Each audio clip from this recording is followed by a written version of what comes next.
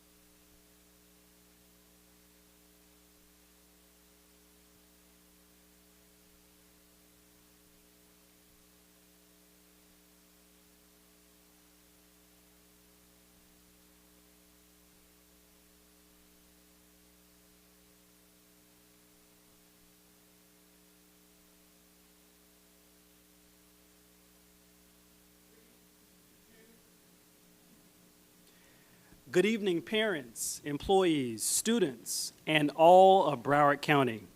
Welcome to this virtual town hall live streamed on Beacon TV, X, formerly known as Twitter, and YouTube. And welcome to our audience here in the boardroom here at the K.C. Wright Building, which includes the chair of our District Diversity Committee. Today, we are excited to kick off this multiple-part virtual town hall series on issues impacting Broward County Public Schools. I am Tori Alston, former Broward County Commissioner, now serving as your District 2 School Board member. And I'm glad that my colleague, Daniel, and I have tag teamed to truly bring this multi-part conversation to the forefront here in Broward County. Today's conversation, we will bring solutions based on data. Awesome, thank you very much. And I am Daniel Fogenholy, Broward County School Board member and representative for District 1. We have an esteemed panel today for a discussion on disparities and inequities impacting our children. First, I'd like to do some quick housekeeping. So if anyone watching at home wants to send a question, please email to our panel and send an email to lisa.g.bailey@browardschools.com, and we will try to get your questions to the panel. Now, we will introduce our panel. Joining us today and for this conversation, Pembroke Pines City Commissioner Jay Schwartz, co-CEO of the Boys and Girls Club of Broward County, Matt Organ, former Hollandale Beach Commissioner Anthony Sanders, and we also have education advocate and former school board member Tom Vasquez. Now, before we hear from our panelists, we will ask our Deputy Superintendent of Teaching and Learning, Dr. Howard Hepburn, to make some remarks. Dr. Hepburn. Good evening. I am Dr. Howard Hepburn, Deputy Superintendent of Teaching and Learning. I bring greetings also from our superintendent, Dr. Licata. I'd like to thank everybody who's engaging in this town hall today. I'd especially like to thank our two board members, Mr. Austin and Mr. Fogenholy, for hosting this. These two board members are always on the forefront of being student-centered and also supporting innovation to solve our problems and our disparities when it comes to our students. One thing I especially am grateful for is the opportunity when we engage with our constituents and stakeholders to receive feedback. One thing that I fully believe in is that feedback is a gift. It helps us get better quicker. So it's important that we hear from our constituents, hear from our stakeholders, hear from our parents, and also hear from our students when we have that opportunity too. So with that said, welcome and thanks for engaging and happy holidays. Thank you very much, Dr. Hepburn. And actually, while you're here, we'll take advantage and actually ask you one of the first questions. And one of the ones we received says, what are the plans geared toward changing disparity for our students in low-income communities from failing in middle school through high school? Okay, that's a really good question. And I would say for my first year working in Broward County, it's been a discovery year, really analyzing what we're doing to support our students, not just in middle school, but also high school and also that K through 12 continuum. Many of our disparities when it comes to academic gaps and opportunity gaps actually start in elementary school. But I know that's a long haul, and we have some plans to address that so when kids come through the system, they have better opportunities, better outcomes that support themselves, their community, and their families. But for middle school, when you look at middle school, I think one of the obvious things that we see is a lack of engagement. We see teachers going in, they're teaching their concepts, we're providing professional development to help them build their capacity, and we're also supporting our leaders to help them build leadership capacity. But one of the missing links that I noticed, and that many are noticing, during our shutdown in COVID, kids took the opportunity to learn differently. They could learn something that they're gonna see in a classroom lecture for 45 minutes to an hour, and they can learn that on their own time on YouTube. So we have to start shifting our more learning opportunities to application. Right? We're providing students with great instruction, but we're not providing opportunities for them to apply what they learn so they can actually see it, feel it, indulge in it, and it really helps them retain the information and learn how to apply it later on, and that helps to matriculate in high school. Also, the second thing, too, is making sure every learning opportunity that we offer is rigorous. Our students don't have the opportunity to learn how to persevere through productive struggle. So making sure our learning opportunities are rigorous, making sure that we're infusing more application, more inquiry-based activities, more project-based activities. So right now what we're doing, we're supporting strong standard-based instruction, but at the same time, we're talking with our partners, we're talking with vendors, we're talking to the community, we're talking to teachers, we're talking to principals to really figure out how we're going to redefine how we're educating our middle schoolers and therefore impacting our high schools too. Because if you see a high school with low performance, you see a lack of rigor when you start peeling back that onion in middle school with lack of rigor in middle school and lack of opportunities to apply certain types of concepts. So really stretching our arms out and engaging with more people, more partners, so we can have a more support system helping our kids apply what they're learning in the classroom and be readily prepared to take advantage of post-secondary opportunities more often than not after high school. And I can go on and on and on. This is a great subject, a great topic. Real quick, before I pass the mic, because I can talk about this for a long time, what we're doing up and coming right after the break is we're engaging in what I call a master schedule analysis and reflection process. And what that does is going to help secondary schools, middle schools, and high schools really peel back the onion of how we're scheduling kids, right? How we're identifying opportunity gaps. I've already looked at the data, and we have kids that have the potential to be in more rigorous coursework, advanced courses in high school, courses in middle school, AP, ACE, IB in high school, and they're not getting those opportunities, right? So we need to stop being gatekeepers ourselves, really stretch our students' thinking and put them in a place where they're going to be the most successful based on their potential. The data already supports where they should be, and we need to make sure they have those opportunities. So we're using this process so that school leaders understand how they're scheduling their students so that we can do a better job of that too, and that's going to open up more doors of opportunities and more rigorous learning opportunities, more application, more innovation as we move forward into this spring and also definitely next school year. Got it. And while we have you, Board Member Alston, I take the privilege, but we did receive another question right here on X, and this is from our diversity chair. And it says, how does the disconnect between the district and parents affect disparities and inequities in our district? Okay. How does the disconnect between the district and parents affects disparities and inequities in the district? It definitely affects it. So there's an equation that I often use. After the equal sign, it's student performance and student outcomes. Before the equal sign, it's quality learning opportunities in the classroom, it's parental engagement, and it's also community support. When one of those things is weaker than the other, one of those three variables has to lift itself up. Oftentimes we have students, I can use myself for an example. My mom couldn't be engaged as she wanted to in my learning process because she had to work. She had to put food on the table. She worked long hours, but community and school address the lack of the other variable. So parental engagement is important, but sometimes our parents can't engage the way we want them to, so we have to do something different. We really have to talk to our communities to figure out how we can help bridge a gap between community and district to help support students when parents can't be involved for whatever reason. So totally a concern, something that we're working to kind of get rid of and engage in differently. I'm creating a partner board, and that partner board is mostly involving partnerships that are going to help us stretch our arms out in the community so we can help cities, municipalities engage with us better so we can do more for the students and do more for parents that can't be engaged for work situations and all of those other things. So, yeah, great question. Great. Well, Dr. Hepburn, thank you 100%. We appreciate you being engaged. Again, welcome to our community. You have done an awesome job in these first several months as Deputy Superintendent. I think you may have one or two other obligations, so feel free to scoot. But at least the viewing public could see that these are live questions that we've received. So again, we encourage you, for those that are watching, please tweet at Broward Schools on the Town Hall feed. Again, at Broward Schools on the Town Hall feed. Again, thank you, Dr. Hepburn. So now, to the listening public, let me frame today's conversation with some key data points which are critically important.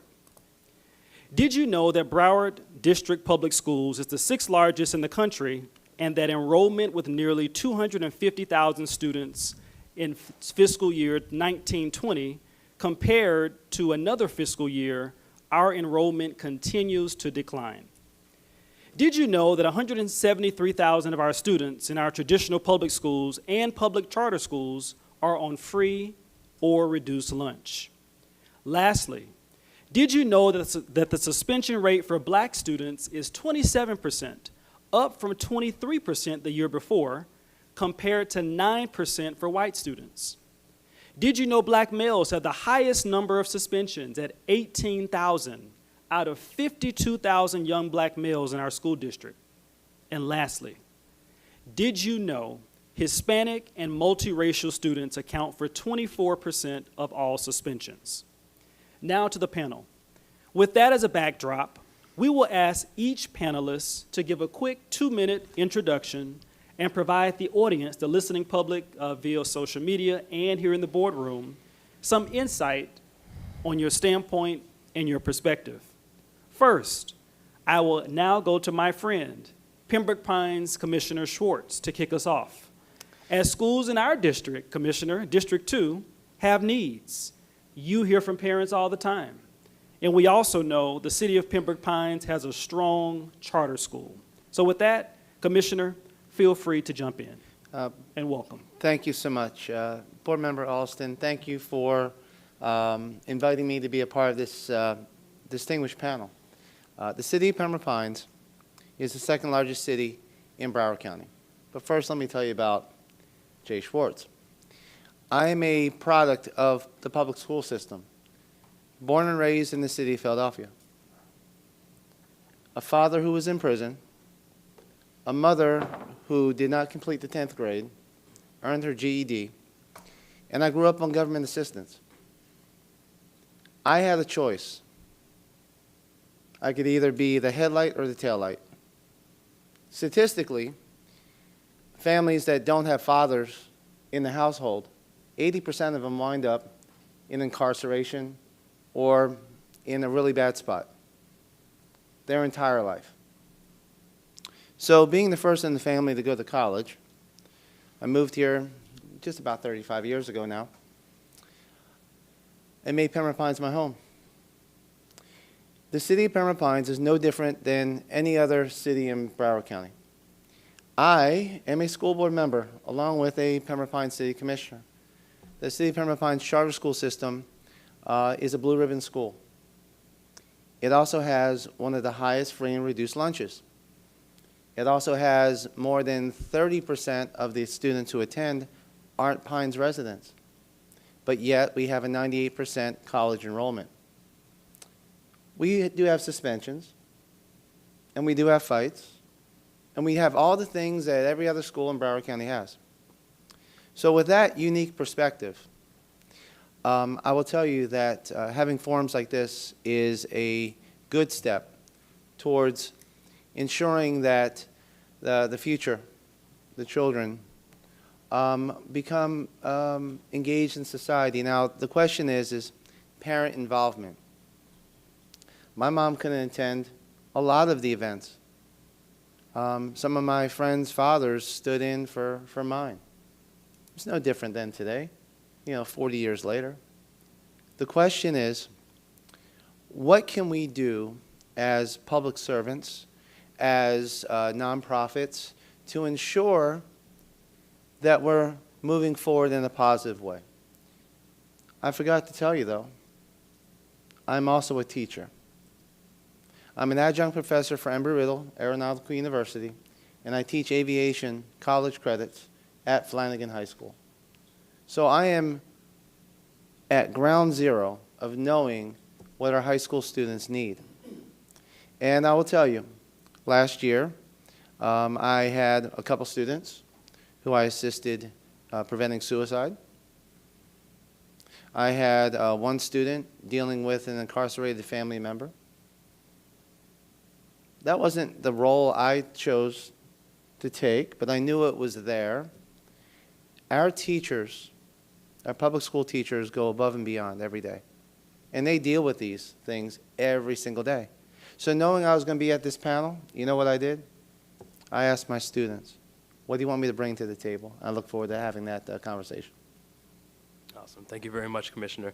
Really appreciate that. And I want to jump to my district, District 1, and I'm going to ask Pastor Sanders, who has been in the community for a long time, not only as a pastor, but a commissioner, and seen all the, different issues that we have dealt with. But we wanted to go to you, Pastor Sanders. So from your opinion and what you've heard with those data points, we'd love to hear from you. Thank you. Again, thank the panel. Thank you guys for asking me to come. When you say I've been in the community a long time, I guess you're saying I'm old. But that is true. I have been in there. Like my fellow commissioner, I came up public school system.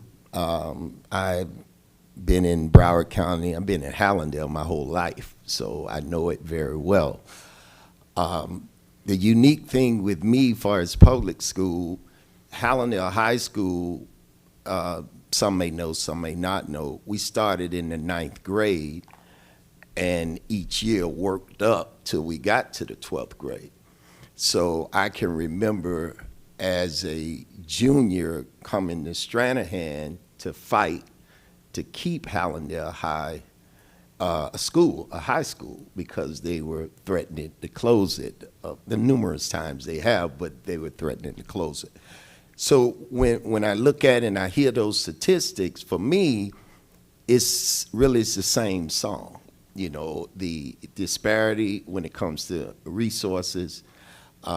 It was said earlier with one of our questions, the lack of community involvement, parental involvement, and them being able to work together with the school, poor facilities, particularly in the lower income areas, poor facilities, and really ineffective communication.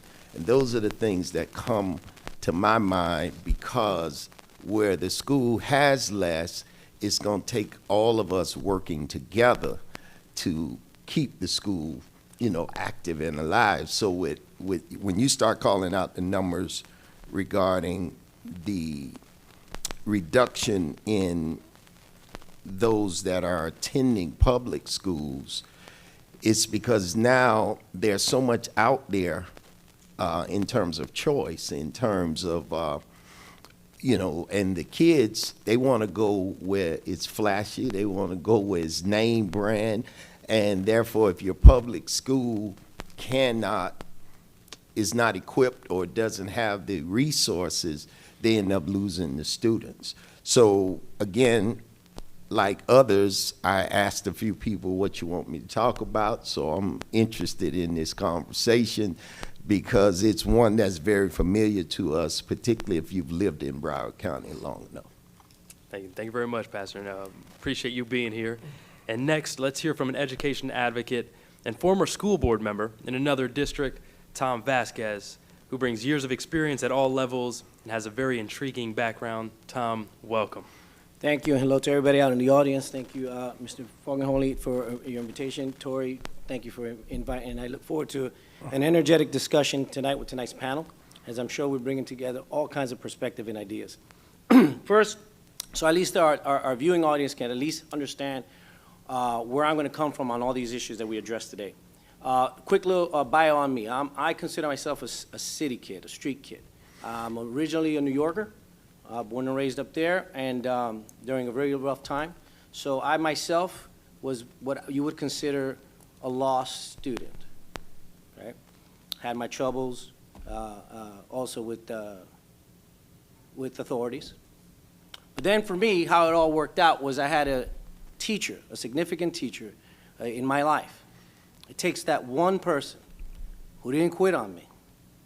And so he was part of an organization that I said, well, if a guy like this can come out of the city and make something of himself, then maybe I can try that organization, and that was the military. And so I did a whole career, once I graduated high school, in the military. I just recently retired, almost just shy of 30 years. And in that, it brings to me a wealth of experience when it comes specifically to education. As we had mentioned before, I am a prior school board member, but of a very unique community, the military community. But the bases have their own schools following the public school system. So I'm very familiar with all this. And beyond that, again, I do a lot of policy work in my current job now, and so longtime advocate. But what got me into education, so you could understand my perspective, it was, I also have a son who was in trouble with the law, coming up through public schools. I personally connect with this issue. I also had another son who was autistic. And this is another place where that group often gets left behind. And that community also is part of this disparity conversation. So with all that being said, I do have some familiarity with these things. I'm looking forward to the dialogue today, bringing forth a lot of ideas that we've seen successful in other districts, in my districts, and even overseas, as a matter of fact. You know, one little interesting bit on me is that while I was overseas in combat tours, one of the additional duties that they gave me out there is helping schools in the combat zone, if you could believe that. So we've even helped out there. So hopefully all that can add a little something to tonight's conversation. I'm looking forward to it. Thank you. All right, thank you, Tom. So now the last panelist that we will hear from is my longtime coach, friend, and mentor. He is now the co-CEO of the Boys and Girls Club of Broward County, Matt Organ. And Matt, by the way, I will say publicly, I still can beat him in ping pong, foosball. You pick any game at the Boys and Girls Club. I'll take anyone that's in the listening audience, and Matt and anyone up here today. But Matt, welcome, Mr. Co-CEO. Take it away. Thank you, Board Member Mr. Alston. There we go. Thank you, Board Member Mr. Alston. And no, I'm actually the World International Ping Pong Champ, so I don't think you'll have a shot at it anymore. That sounds So like I a just challenge. wanted to just lay that out there. But also, our alumni from the Boys and Girls Clubs of our NANOX unit in Fort Lauderdale. So thank you very much for the invitation here tonight. Simply put, for the Boys and Girls Clubs, right, we've been around since 1965. I've actually been with the organization since 1981. So I very quietly became one of the elder statesmen of our organization. We've got 13 Boys and Girls Clubs right now throughout Broward County, soon to be 14, and we'll go into some of the municipalities, I think, in the next segment on where we are. And we're definitely zeroing in on the teenage demographic. We are creating a footprint specifically for our teens and expanding their square footage, so to speak, at each of our clubs, primarily to give them their own space. And it's the teenage population is incredibly important. At times they get left behind, so we are going to make a difference in their lives. So a real important fact with the Boys and Girls Clubs right now, though, is that we're no longer a swimming gym as it was decades ago, and probably still perceived at certain times. We are far from that. We're actually building our young people into young adults. We are giving them hope and opportunity for the future. It's not good enough anymore to have them come through the Boys and Girls Clubs and all the programs, and I know we'll hear a little bit more about them at the next segment, but what are they going to do post Boys and Girls Clubs? So we are zeroing in on that piece. 96% of our members progress to the next grade level. 95% of our members graduate high school, and 76% of our seniors are enrolled in college or a trade school. So you can see we're actually an extension of the school day, and we're very proud of that. We make sure that our clubs are accessible to, we're in locations that are primarily right near the schools. We do have transportation to get our kids from the schools to the Boys and Girls Clubs, and we're giving them a safe environment and the mentorship that they're receiving is absolutely priceless. So we like to think that we'll do whatever it takes to change a life, and we're doing so. So thank you. Thank you very much, Mr. Organ. And you asked the question, what do kids do after Boys and Girls Club? I guess they become school board members like Board Member Alston. Absolutely. So no, thank you for being here. But I did want to bring some more data and facts. We want our discussion based in data, so coming up with resolutions in the community. So as of a year ago, did you know only 52% of third graders are proficient in English? Only 48% of ninth graders are proficient in algebra, and only 47% of eighth graders are proficient in science. Overall, 125,000 students in our school district post-pandemic are not proficient in one subject or below grade level. And did you also know that Broward Schools once again has been named a B district, Palm Beach schools going from an A to a B, and Miami-Dade schools remaining an A district?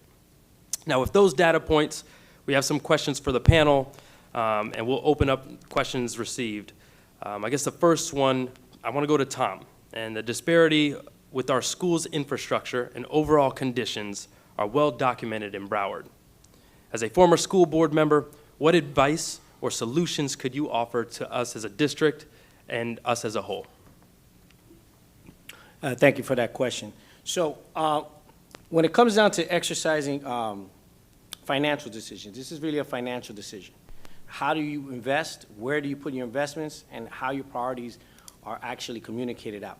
What you normally see, what we did in our previous school district was have a very effective budget and budgetary 5-year plan, which is consistent with any Fortune 500 company or any large organization. And what we did was we made sure that when we built this plan, one thing that we did, we didn't do that uniquely in-house. We got a lot of voice in from the public themselves. Key roles that played a pivotal role to a successful budget execution in terms of modernization and taking care of infrastructure were those principles. The people on the ground know best, but that has to get filtered out with the community.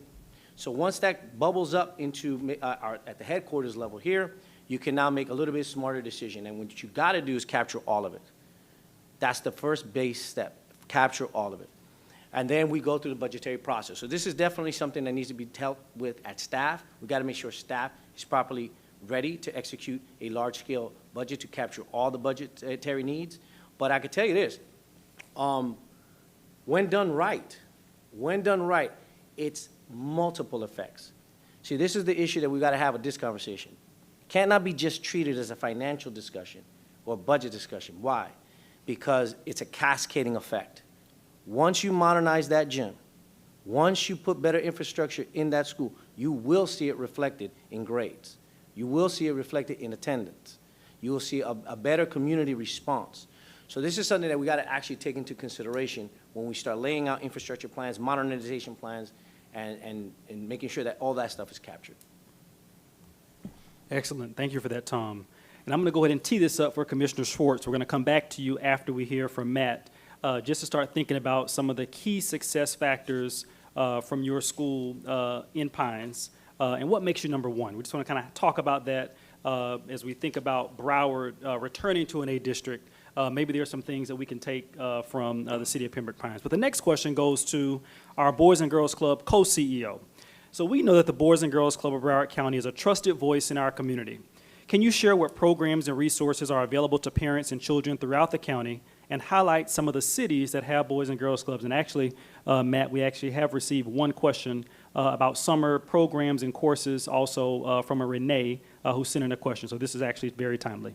Matt. Sure. No, Sure, absolutely. Currently, right now, we have 3 of our clubs that are in Fort Lauderdale. We have 2 that are in the town of Davie. We're also located in Pompano, Deerfield Beach, Lauderhill, North Lauderdale, Hollywood, Carver Ranches. Like I mentioned earlier, it's 13 Boys and Girls Clubs, soon to be 14 as we're expanding our footprint into the city of Sunrise. So we want to expand, we want growth, we want to serve more kids, and to be able to do that, we need to get into the various municipalities. So we're excited to do that. We've got a mindset that we're just forging forward and trying to serve as many young people that we can. Incredibly important, right? Just a quick snapshot of the young person that comes to the Boys and Girls Clubs. They're primarily first grade through 18 years of age. 87% of our members qualify for free and reduced lunch.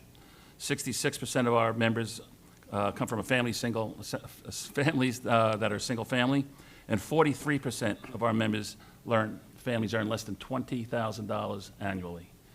So the Boys and Girls Clubs are really that lighthouse of hope for our young people and our families. And the programs that we'll go into here shortly, just please remember that there's only a $15 annual due.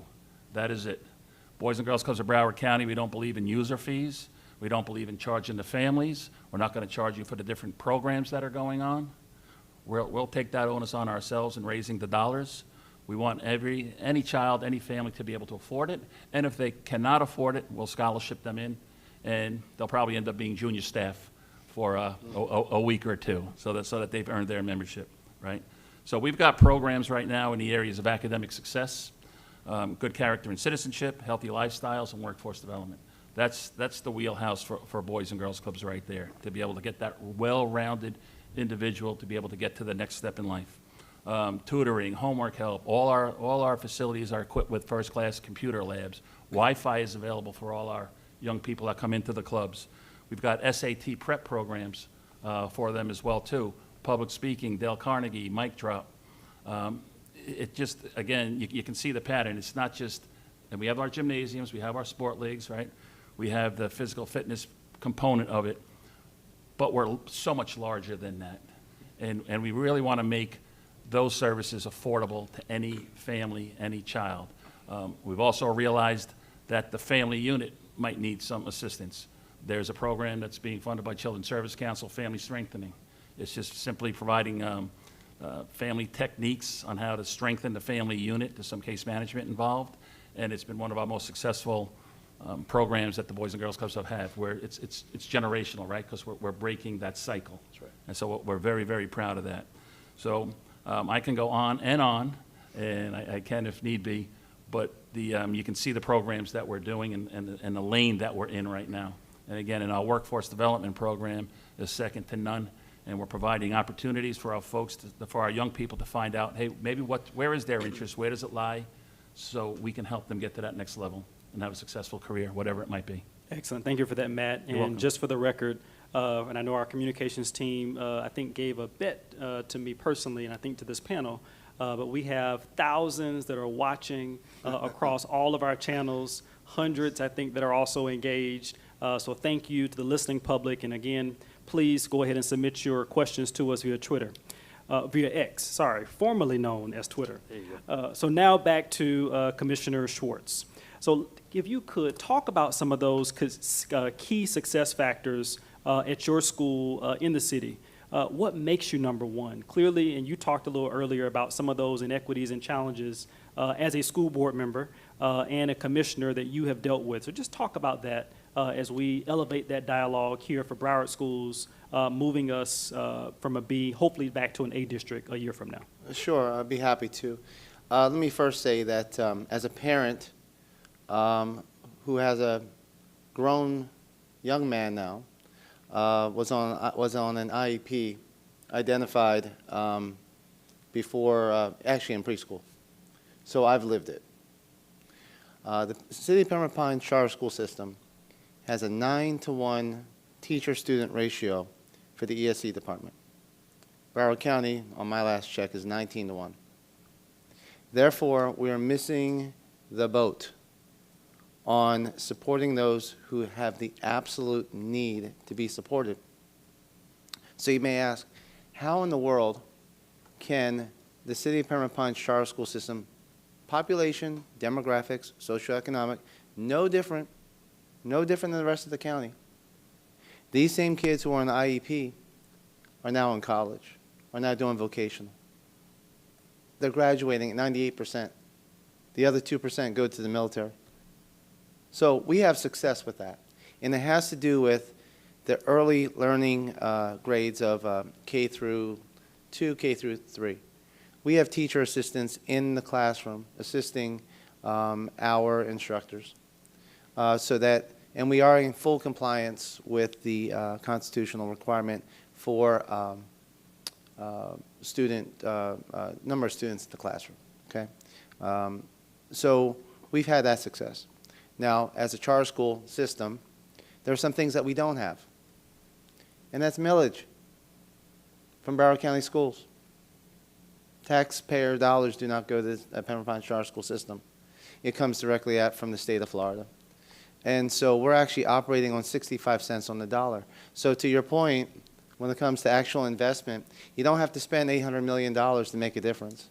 You can spend a third of that and then still have some left over.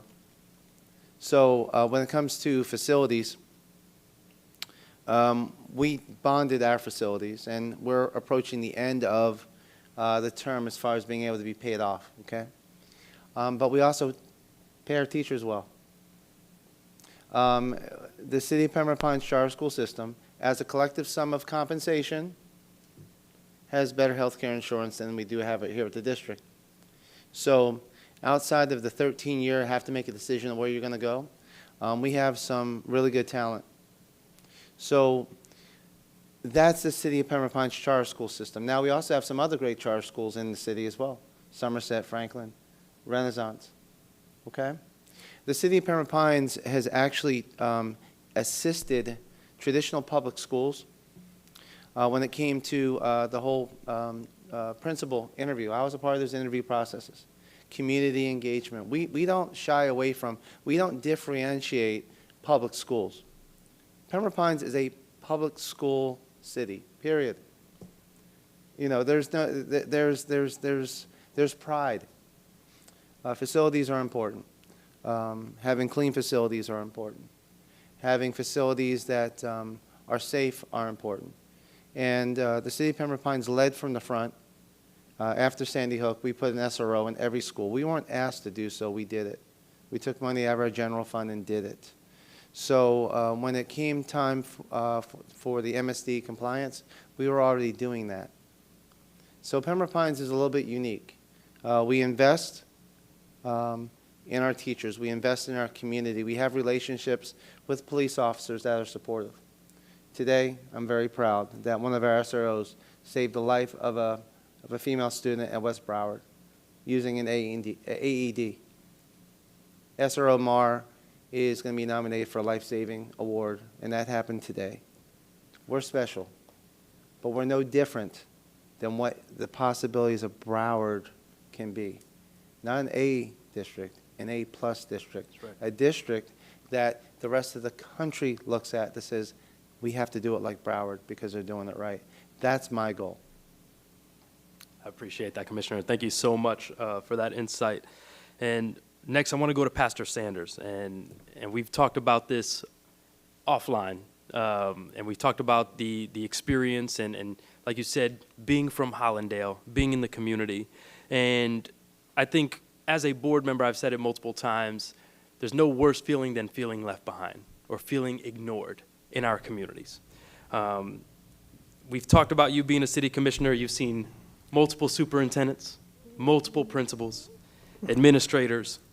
But what disparities or inequities have you seen in the South or experienced compared to the districts west, north, across our district? What have you seen difference or, with our schools and our facilities and what you've seen?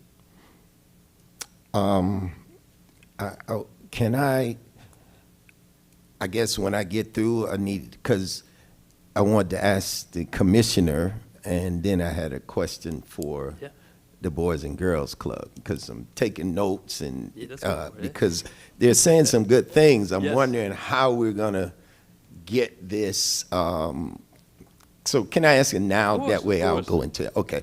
So were you on the commission when they voted for the charter school system? I was not. Okay, so But I'll tell you why they did. I love the model, and the model, matter of fact, when I was on the commission, our mayor now, we looked at Pembroke Pines as a possibility of us kind of replicating that model in our city, because I love it, and I've always admired that, how they're doing their charter school and how everything is set up. So I think that's something, as we're having this discussion, something we could look at how do we get the municipalities along with the school board members together to be able to talk about how these things can be done. The other thing was, what criteria is there in the Boys and Girls Club for expansion? Like I heard you say a lot of cities. I'm getting ready to talk about us. That's right. I heard you say a lot of cities. I only heard you say, they call it West Park now. It's no longer Carver's Ranches. But I only heard you say one that we call the bottom, which is in Carver's Ranches. Because we don't consider Hollywood. We kind of leap over Hollywood, but it's Dania, Pembroke Park, That's right. Hallandale, and Carver's Ranches. So what's the criteria for a Boys and Girls Club? Because everything you're offering is really what's lacking That's right. in these pockets. Right. It's really what's lacking, like the things you're offering, because we have enough recreation, whether it's playing basketball, playing football. The thing we don't get is that education afterwards that the kids can make sure, because they may not have access. Right. They may not have access to what you're offering. So I didn't know if you had a criteria, how you guys select what cities you're going into, and what is that criteria? Well, sure. Thank you, and great question. Where, we go into the cities, to the areas that primarily need us the most, right? Where there's some juvenile crime activity. There's no traditional aftercare per se or latchkey children. So we will do our homework. The cities, the municipalities will do their homework. And we will narrow down the demographics and the area on where we need to go. Criteria, it needs to be close to the schools, quite honestly. Okay. That's our clientele. So there's no sense in building or going into a partnership and building a $3 million facility if 10 kids are coming there, right? We need to be strategic about that, make sure that the natural barriers, any highways or, any of the major arteries are not present, so our young people, if they are walking, they can get there. So that's very, very important, that area. And quite honestly, we're looking for partnerships. Mm. We're looking for partnerships. And what does that look like, right? Once a Boys and Girls Club plants our flag, they're going to have access to every and all of the activities and then some on what we just mentioned, right? But in order to do so, we need to be working together. And that's, people don't like to talk about it, but that's also financially.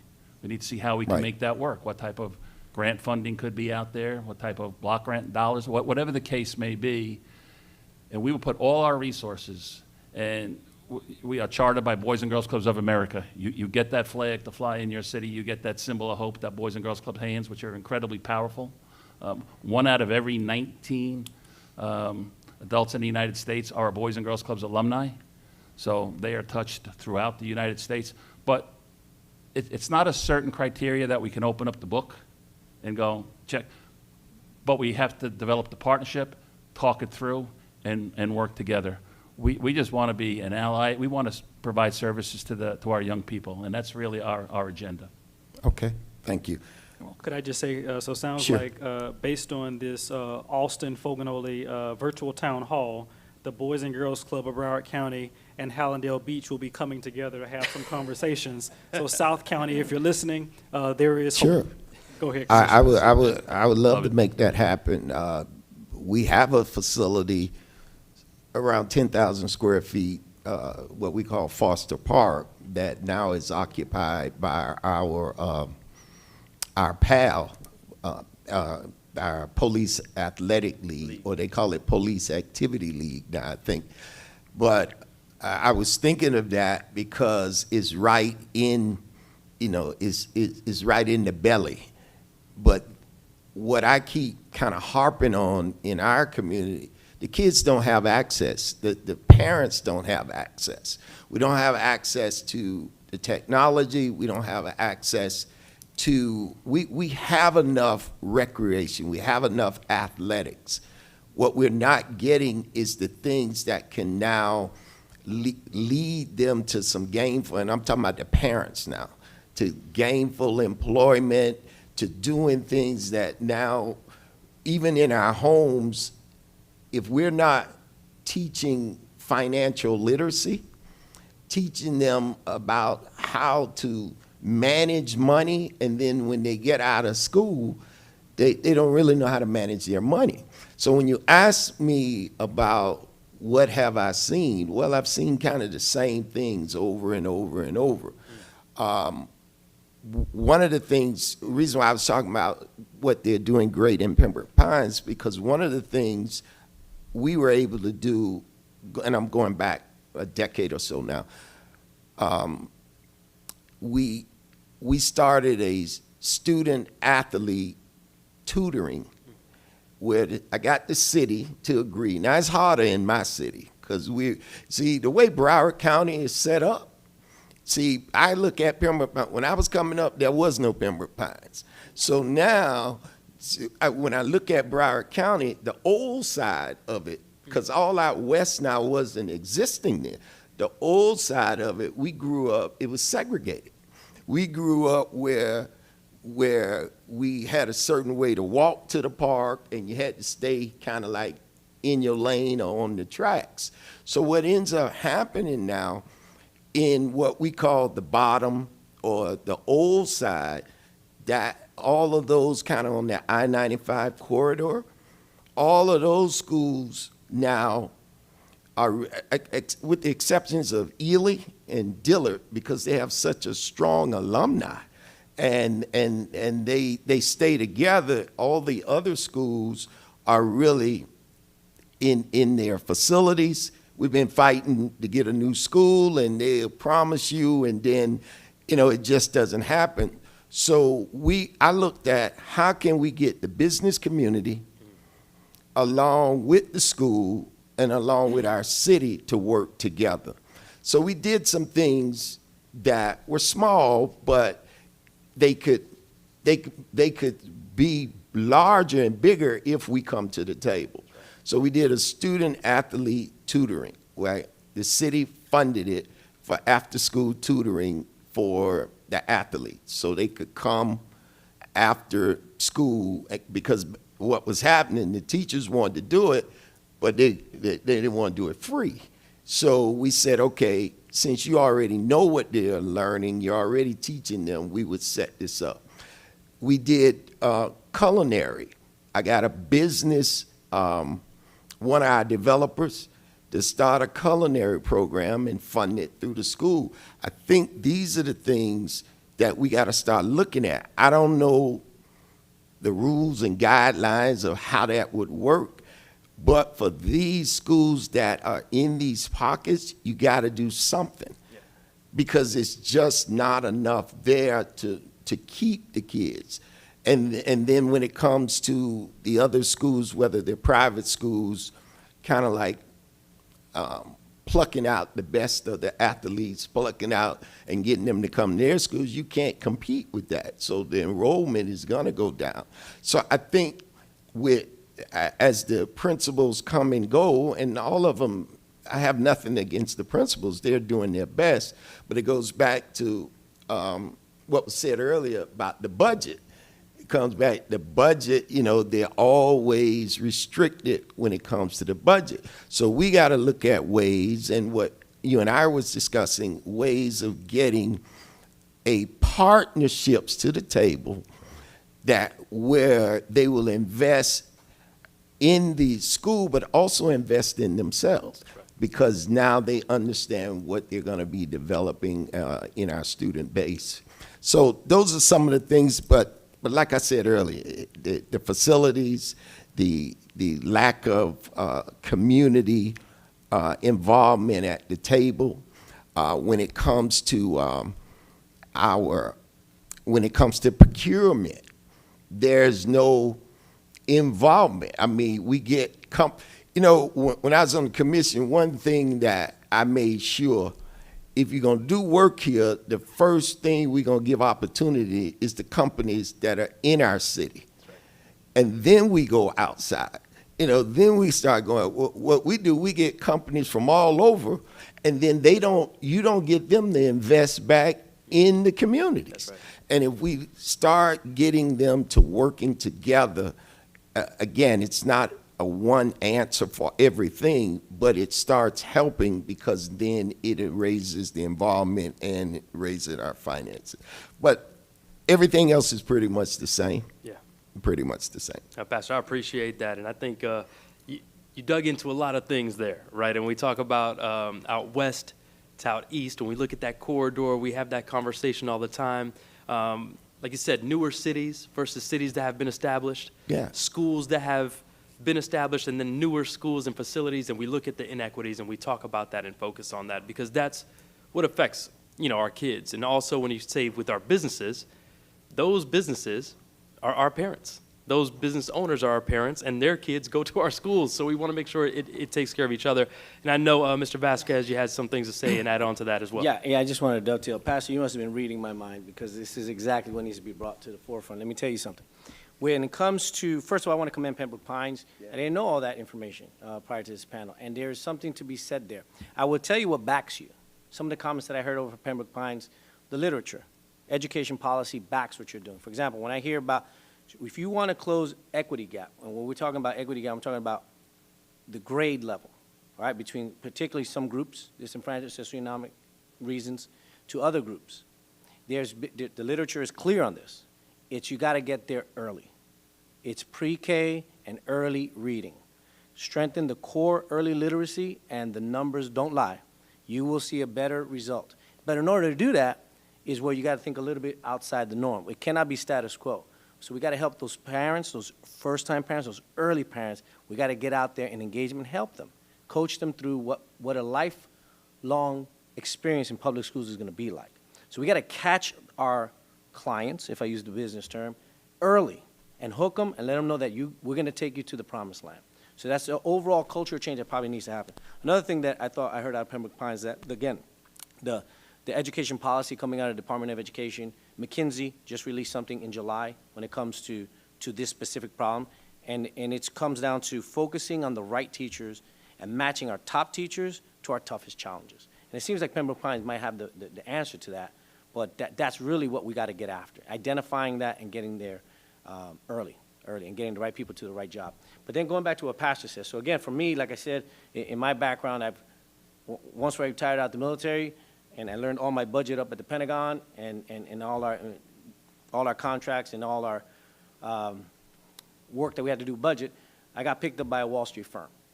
Okay, so I've been working there for a while. Again, a street kid, left behind, made it all the way to Wall Street and all the way to the Pentagon. Now, how did he do that? All right, good examples. But I can tell you what he's talking about, financial literacy. There's success. There has been success across the country. I look back to, where my roots are originally, New York, and I grew up right on the border of Harlem. Harlem actually cracked the code on this. Now, they call it the HCZ zone. And this is the Harlem Community Zone, Children's Zone. And what they're trying to do is called, well, I'll interpret it in my way. It's cradle to career, all right? It's cradle to career.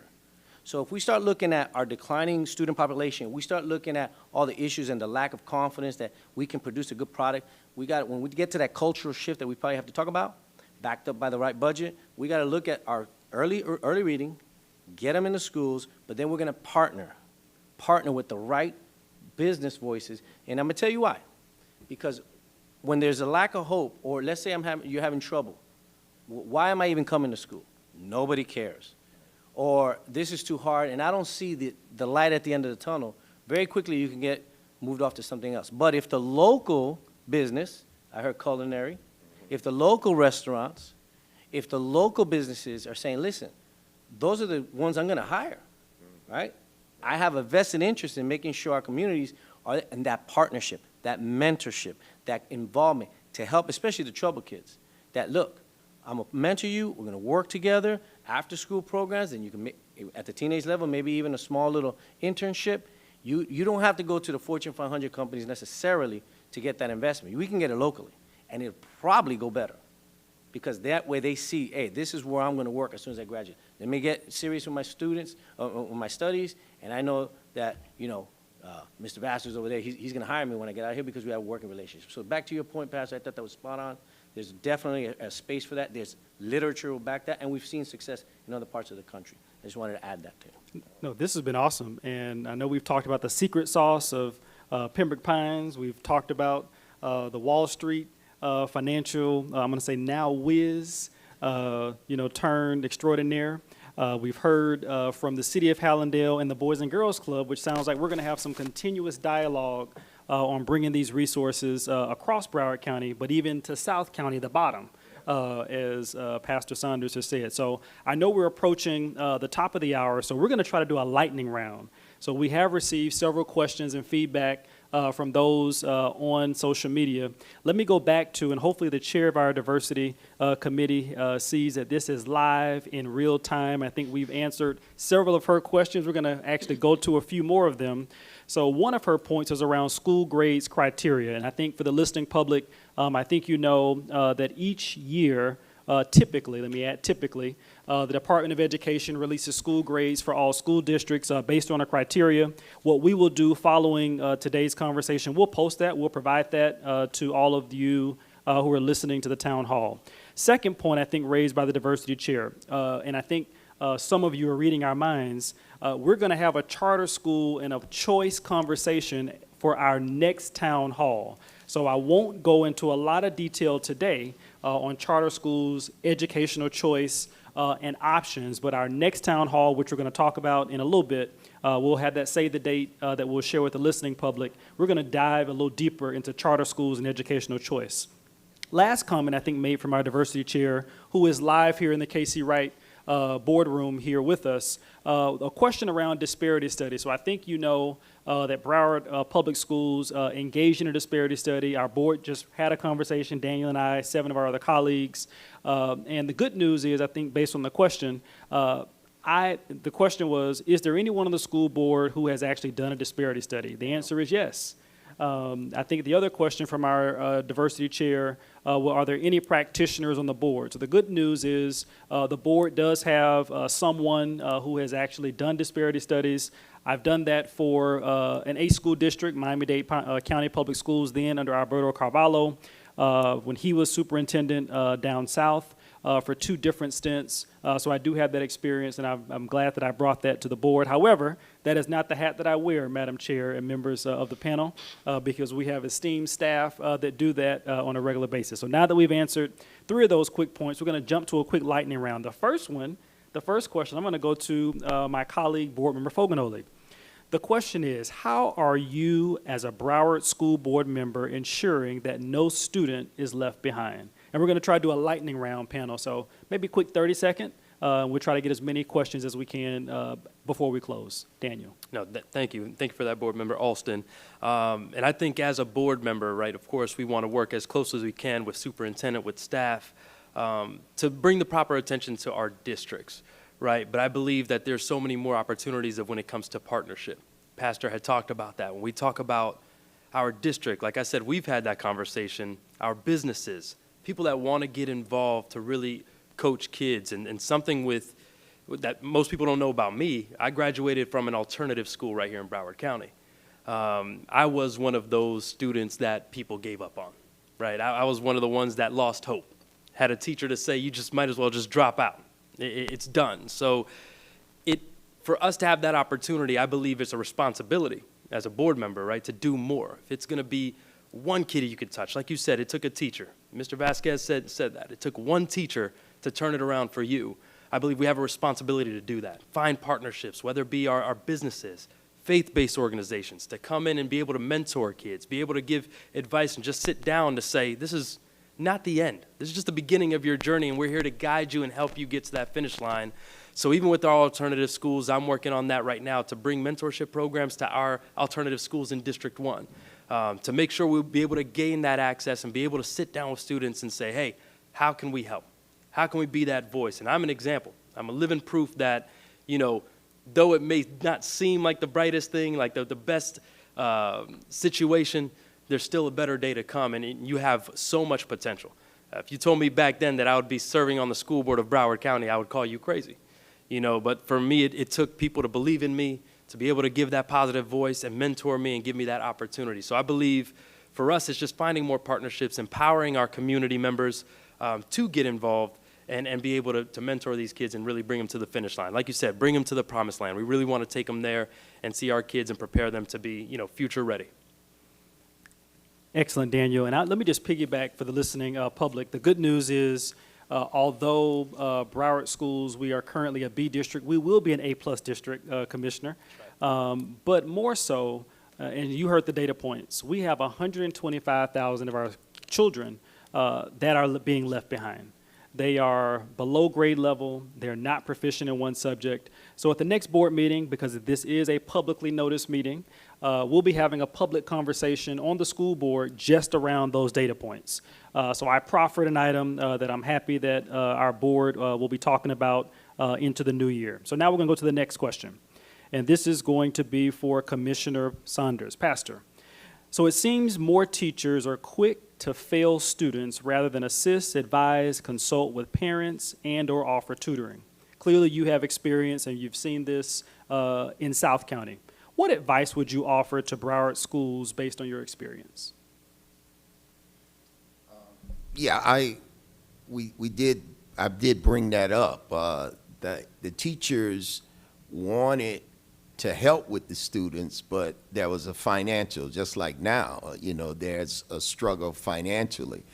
I think, again, Broward schools, other than, of course, we need to pay teachers their value. I mean, that's the number one thing.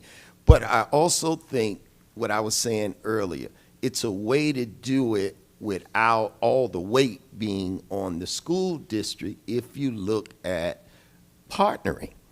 If you look at it, that's what I'm in. I get people to sponsor things. I get you don't have to build it. It's already built. Mm-hmm. So now you just get someone to come in and partner with you. Like, I'm going to talk to my new friend down here. And because you already got it built, now you look to see where you could come in. And I think that's the way you got to go, because it's going to come back to financial. But how do we not put the strain on the budget, but also we have partners out there that would definitely want to get in on it, whether it's financially, but help it because it's educating the student. Got it. Awesome. I appreciate that, Pastor. And this next question is for Commissioner Schwartz. How are high school teachers expected to assist students that are failing? What is the communication expected with them and the parents? That's really a loaded question, because our Broward County teachers go to work every day wanting to make a difference, a positive difference. But over the years in Broward County, and in the state of Florida, unfortunately, funding has been ranked one of the lowest in the country. Not just locally, but like nationally speaking. So the first thing we need to do is we need to invest in our teaching professionals. We need to cut the red tape with the bureaucracy of a top-heavy administration, and we need to put those dollars back into the classroom. That's the first thing. The second thing is improving the teacher-to-student ratio. You've got to get those numbers down. 19-to-1 in an ESE department is just flatly unacceptable. You cannot change the community if you don't change the amount of assets being put into our kids. The other thing that we have to consider, and Pembroke Pines was founded in 1960. We are an aging city. We have communities to our northwest that they are much younger. But there's something about civic pride, clean streets, safe neighborhoods, civic engagement, getting back to houses of worship and being more community friendly, having elected officials actually doing their job, being public servants. That is a societal shift that needs to begin with one person at a time. So our Chamber of Commerce, the Miramar Pembroke Pines Regional Chamber of Commerce, is 50 years old. We do a Gold Star breakfast recognizing high-performing teachers and those within the school system every year. Our school board members attend city events. Our mayor does reading days. My colleagues, we do reading days. We're engaged in the community. We work with the houses of worship and building a bridge and working with organizations like the Boys and Girls Club of America and the YMCA. This isn't a this is a loaded question because it's not a simple answer. But truthfully, if we're going to change anything in this county, we have to increase the level of civic engagement. Okay, the school board of Broward County is no different than any other local government. You cannot be successful if you have less than 30% of the people participating in selecting those leaders. We have got to get people more engaged in civics, registering to vote, learning about the people who are expected to lead them. That's what's going to change. So hopefully I've gotten it under 3 minutes or Yes, less. the As best my you mayor could. says, we got to bring this in for a landing. That's right. No, the best you could. And we appreciate that, Commissioner. And yeah, thank you so much. And we have to do better to not work in those silos. Like, we need to get out of that silo. So we appreciate that. And then we did get another question on X. And I'm going to ask Mr. Vasquez here, what do you think contributes to absenteeism in schools as a past school board member? Yeah, this one came just off of X right now, Mr. Pratt. So this actually, we want to talk about absenteeism in our schools. So kids missing schools and chronic absenteeism. Right, and convinced, right, hygiene and impacts of rate. And There's then, enough. if we could, Tom, Yeah. go ahead, because I think there's another question also Right. tied to suspensions. Yeah, I was gonna And hit- I I was know gonna we hit 'em raised both. some of those data points. I was Would gonna you hit 'em mind both. maybe responding to both? Is that okay? Yeah, I'll hit them real both. All right. Yeah, there's a number of different factors when it comes to absenteeism. I'm gonna cover one of them when we talk about discipline and suspension from schools and like. But a lot of it has to do, again, it's back to that community, it's back to the parent involvement, it's back to understanding your kids. You know who the first person is gonna be that picks up on the absenteeism is that teacher, and they know them best. And so I wonder, where's the voice of the teacher in this, right? So when I see that, I think, wait a second, well, you know, Mr. Vasquez, he would know his kid better than anybody. Is that teacher being talked to? Is the voice coming up to be able to get that input into, hey, this is a problem, this is occurring, and then what do we have in place to turn that around? But it's going to be working with parents to take some of that absenteeism off, especially when it comes to the next point. The next point having to do with bullying, having to do with how a child feels safe there. And just to pick up on the question here, how, you know, I'll read off the question and I'll do a quick answer. Do we not see how 3 referrals earns a suspension from a school or an AES program? Do we not see how this is a direct impact on mainly low-income communities where students are more challenged and have greater negative impacts on students' continuing education or positive outcome? This sets students up for a negative discipline record from middle school that follows them and then lowers their chances at success or being accepted at better school programs. I wanted to get that question out because that is near and dear to my heart, right? And I think I can offer something of value here. First of all, like I said in my intro, I was that kid. Let me tell you something. Coming out of 6th grade, I went into 7th grade already labeled. They already knew. And, you know, I matured a little bit through 6th grade. I don't think I was that bad. But, no, I went right in all kinds of trouble. So this, I understand this. I understand this. So quick lightning round, right? So I'll give you two points on this. First, and before I get into the answer, again, another thing on my background, in the military, I had the privilege of being what was called a drill instructor. Now, what is a drill instructor? This is the guy wearing the funny Smokey the Bear hat who is waiting for your son or daughter at some depot across America, and we're going to have a conversation. We're going to talk about discipline. We're going to get our act right, because they got to go through guys like me to get into the military. Boot camp. So in that facility, I'm going to answer these questions. First, and this is maybe a public service announcement for the team. I don't know them personally, but I sat back and saw some really good work going on right now here at Broward County when it comes to the policy making for their bullying policy, right? So they're doing it right now. They're making the sausage. They're going to ask the community to get involved. Look for that early in the new year. 2020, in February, you'll see some community involvement where they're going to get out there and try to get into defining our harassment policy, into defining, you know, our discipline policy, our bullying policy. So this is an opportunity. Get ready for those communities. This is coming. Again, I can't speak for the team. I was just a public observer, but they're doing good work, and they're going to need your input. Okay. That being said, I tell you something. First, maybe a little quote that can set this up. Aristotle. This is a quote from him. Where we do not act rightly because we have virtual excellence, but we rather have those because we've acted rightly. We are what we repeatedly do. Therefore, excellence is not an act, but a habit. I say that to say this. If you're having an experience, maybe your family, where the child is getting in trouble in this particular instance, you know, if he's getting into or he or she is getting into trouble, the secret is there. It's been around for thousands of years. It's habit.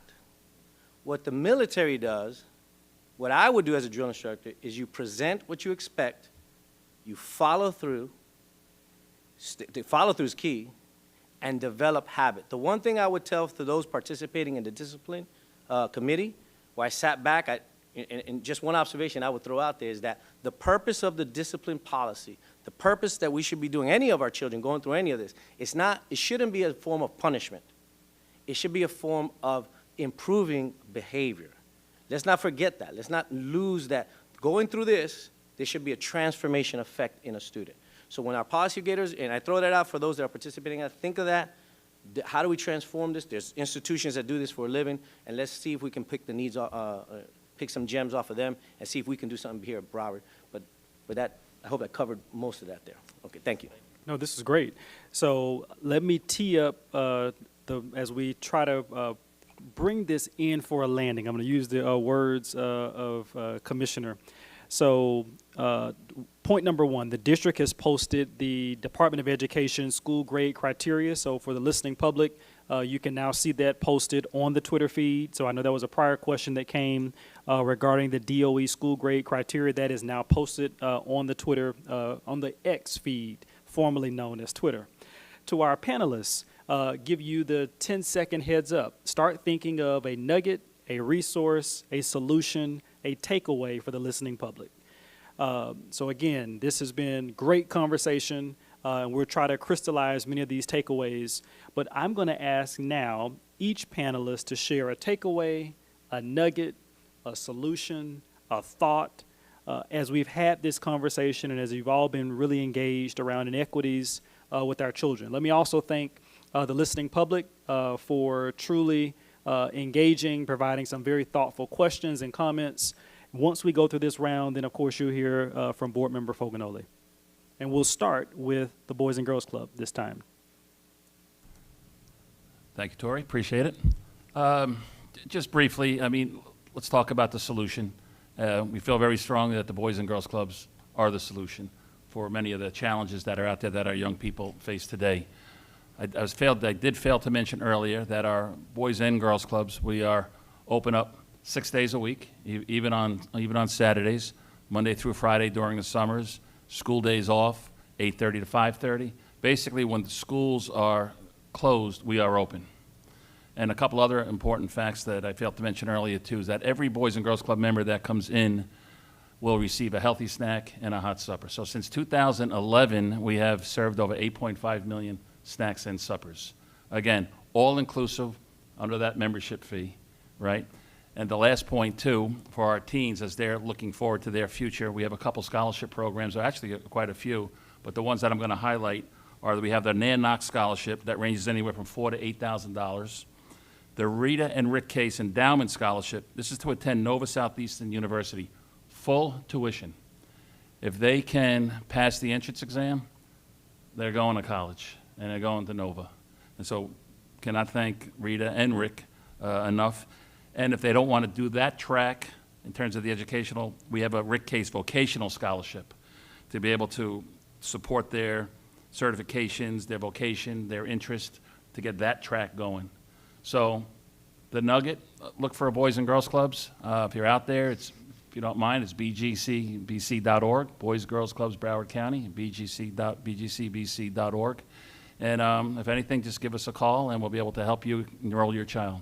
So thank you. Thank you, Matt. And I am a recipient also of Boys and Girls Club Scholarship among many scholarships. So no, I can attest to that. We'll now go to my friend, Commissioner Schwartz. Thank you again, Mr. Olson, for having me here. Nuggets, hope.